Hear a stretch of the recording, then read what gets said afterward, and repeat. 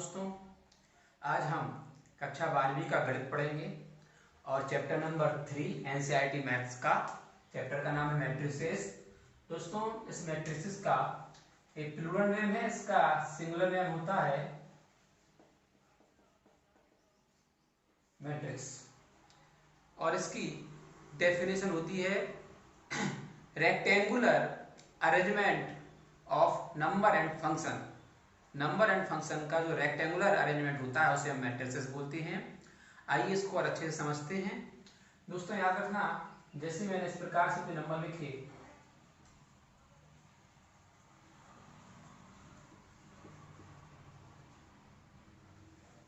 और यहां पर इस प्रकार का मैंने ब्रैकेट दिया,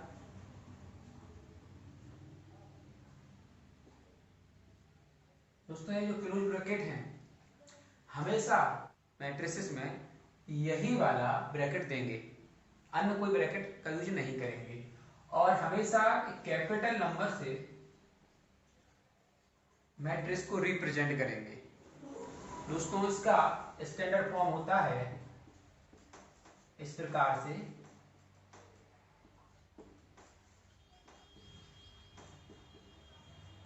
ये मैट्रिसेस का स्टैंडर्ड फॉर्म होता है जिसमें आई और जे, आई को रो बोलते हैं और जे को कॉलम बोला जाता है और एम को नंबर ऑफ रो बोला जाता है और एन को नंबर ऑफ कॉलम बोला जाता है।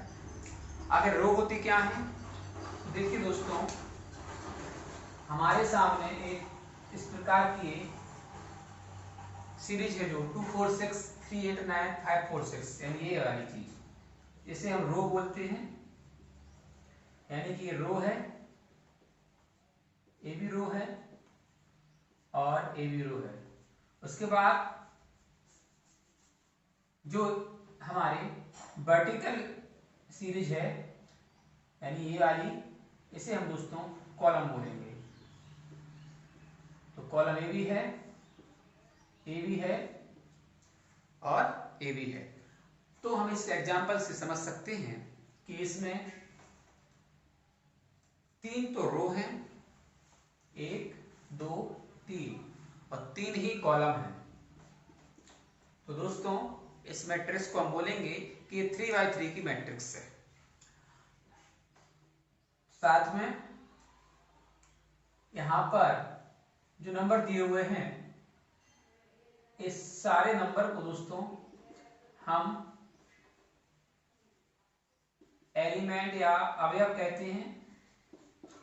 रो को हिंदी में पंक्ति और कॉलम को हिंदी में स्तंभ कहते हैं। मैट्रिक्स को आव्यूह कहते हैं, इसका हमें ध्यान रखना होगा दोस्तों। आइए और आगे समझते हैं। मान लीजिए हमें समझना है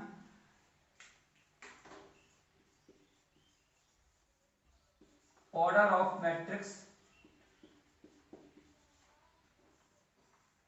आव्यूह का क्रम कि कितने बाय कितने की होती है।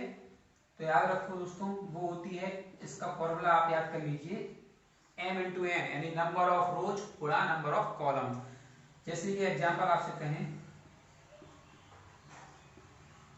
कि बताइए कितने बाय कितने की मैट्रिक्स है या आव्यूह कितने बाय कितने का बना हुआ है। तो यहां से आप देखेंगे कि यहाँ पर रो कितनी है, 1 और 1 2, कॉलम कितने हैं फिर, तो आप कहेंगे 1 और 1 2, तो 2x2 की ये हमारी मैट्रिक्स है। और यदि हमसे पूछा जाए कि इसमें एलिमेंट कितने हैं, तो आपको मालूम है, आप काउंट कर सकते हैं 1 2 3 4। या फिर दोस्तों ये बाजू में लिखा हुआ है 2 इंटू 2, यानी कि 4 एलिमेंट हैं।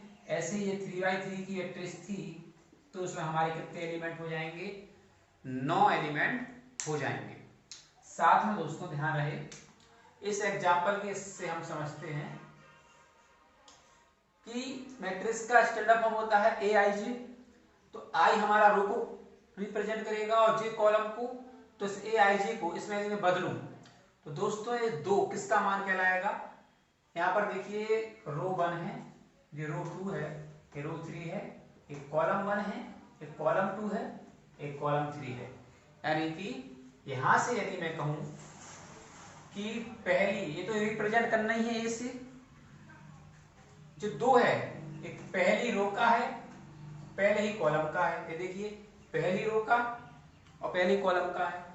यदि मैं आपसे बात करूं 4, तो यहां से देखिए रो कौन सी है इसकी, पहली, एक कॉलम कौन सा है, दूसरा। 6 की बात करें तो रो कौन सी है दोस्तों, पहली, एक कॉलम कौन सा है, तीसरा। तो इस प्रकार से हम रिप्रेजेंट करते हैं। 3 को देखिए तो रो कौन सी है हमारी, दूसरी, और कॉलम कौन सा है, पहला। ऐसे ही करके दोस्तों हमारा ये पूरा प्रोसेस बन जाएगा। यहाँ पर देखिए 5, तो रो कौन सी है हमारी, तीसरी, एक कॉलम कौन सा है, पहला, रो कौन सी है हमारी, तीसरी, कॉलम कौन सा है, दूसरा। तो इस प्रकार से हम इसको बदल सकते हैं। अब हमसे क्वेश्चन कर सकता है कि बताइए A22 का मान, तो आप बिल्कुल बता सकते हैं A22 का मान अकॉर्डिंग टू दिस एग्जांपल 8 है।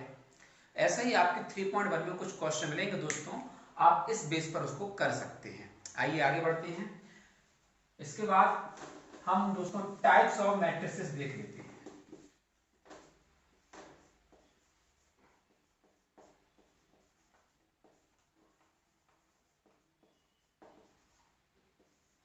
आव्यूह के प्रकार।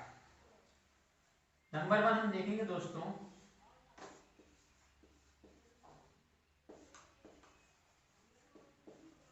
Row matrix. रो मैट्रिक्स उस मैट्रिक्स को कहेंगे, एग्जांपल से समझेंगे। जैसे मैंने लिखा, यहां पर देखिए आपको कितनी रो दिख रही है। रो मैट्रिक्स उस मैट्रिक्स को कहेंगे जिसमें केवल और केवल एक रो हो। ये देखिए एक रो है, तो ये हमारा हो जाएगा रो मैट्रिक्स, या फिर इसको हिंदी में हम बोल सकते हैं पंक्ति आव्यूह। दूसरा एग्जांपल ले लें,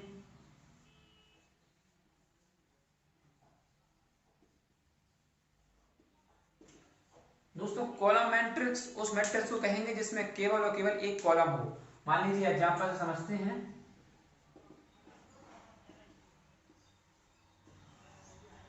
यहां पर देखिए दोस्तों एक ही कॉलम है, तो ये हो जाएगा हमारा कॉलम मैट्रिक्स। तीसरा देखते हैं,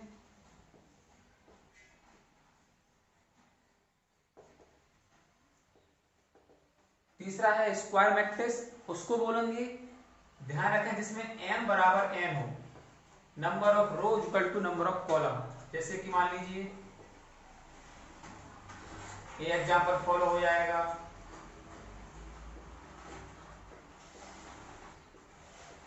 ये एग्जांपल फॉलो हो जाएगा, जितने रो उतने कॉलम, वहां पर हमारा हो जाएगा स्क्वायर मैट्रिक्स यानी वर्ग आव्यूह। और एग्जांपल देखते हैं इसके, चौथा एग्जांपल रो का हम ले लेंगे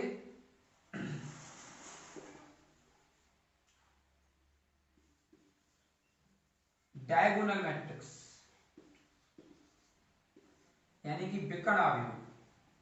आप सभी जानते हैं कि डायगोनल कब बनेगा, जब ये वाला पॉइंट इसको ज्वाइन करेगा, तभी विकर्ण बनता है। यानी इस प्रकार की मैट्रिक्स एग्जांपल से समझते हैं।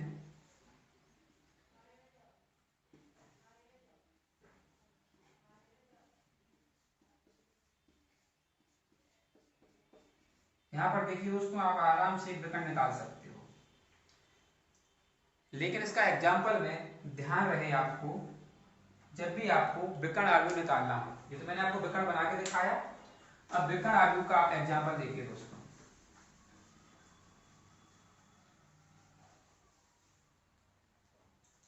इस प्रकार से भी बन सकता है, मान लीजिए यहाँ एक लिखा, यहाँ दो लिखा। ये ध्यान रखें विकर्ण आव्यूह में जो डायगोनल के नंबर होते हैं वो नंबर कोई से भी हो सकते हैं, बट बाकी बचे हुए सारे एलिमेंट हमारे जीरो ही होंगे, तभी वो विकर्ण आव्यूह कहलाएगा। और एग्जांपल देखिए, यदि मैं 3x3 बनाऊं,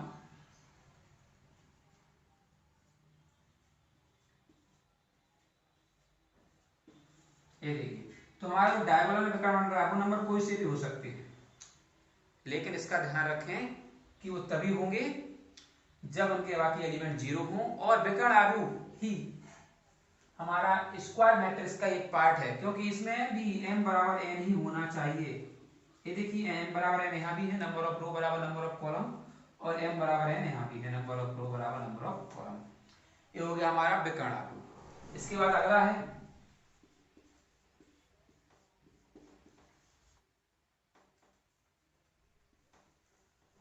स्केलर मैट्रिक्स,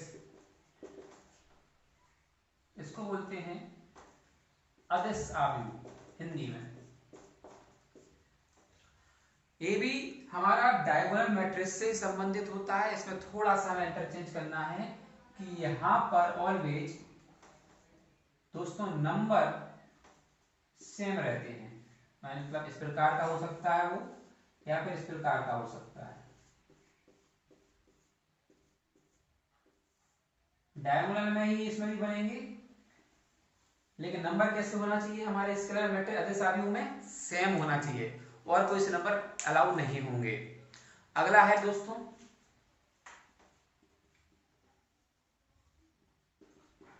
आइडेंटिटी मैट्रिक्स, इसे हम बोलेंगे। तो दोस्तों तत्समक आव्यूह आइडेंटिटी मैट्रिक्स को आई से रिप्रेजेंट करना चाहिए, और यहां पर इस प्रकार का एग्जाम्पल हम आपको बता रहे हैं।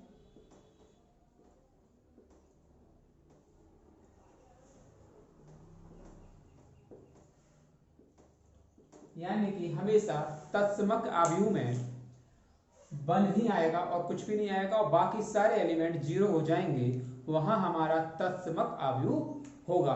और लास्ट है हमारा 0 या नल मैट्रिक्स।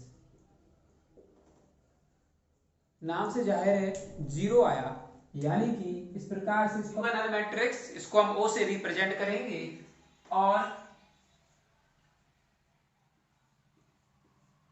ये हमारी 0 मैट्रिक्स है। जब भी हमारा इस प्रकार का एलिमेंट आएंगे 0 मैट्रिक्स कहलाएगी। दोस्तों ये 12th के मैथ्स का आगे का पार्ट, इसमें हमें आव्यूह को जोड़ना, घटाना, गुणा करना हम अगले पार्ट में आपको सिखाएंगे। यदि आपको वीडियो अच्छा लगा है तो लाइक कमेंट करें, और हमें बताएं कि हमें आगे का पार्ट बनाना चाहिए कि नहीं बनाना चाहिए, ये भी आप सजेस्ट करें। Thank you very much.